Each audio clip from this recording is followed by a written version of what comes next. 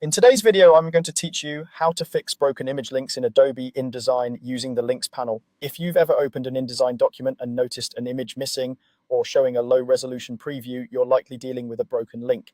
This usually happens when an image file has been moved, renamed, or deleted outside of InDesign. The good news is that fixing it is quick and straightforward once you know where to look and what to click. First, open the links panel. You can find it by going to the window menu and choosing links. This panel lists every placed image and graphic in your document, along with useful status icons. If the panel isn't visible, it simply means it's not open yet. Using window, then links will bring it up. Now scan the list for any items with a small red question mark icon.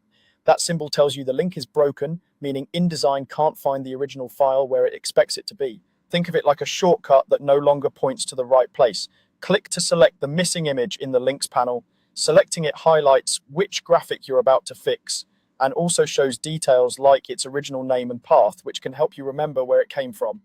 At the bottom of the links panel, click the relink button, the one that looks like a little chain. This opens a dialog box where you can point InDesign to the correct file.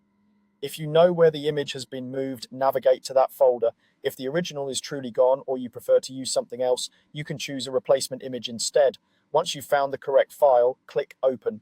InDesign immediately restores the link, the red question mark icon disappears, and the full resolution image reappears in your layout right where it belongs. Your frame, scaling, and position are preserved so you don't have to rebuild your layout. Repeat this same process for any other images marked with the red question mark. It's the exact same workflow each time, and once you've done it a few times, it becomes second nature. A quick tip to help prevent this in the future: keep your project images in a consistent folder structure and try not to move or rename files after placing them. If you need to reorganize, do it before linking in InDesign, or relink immediately afterward to keep everything clean. That's all there is to it.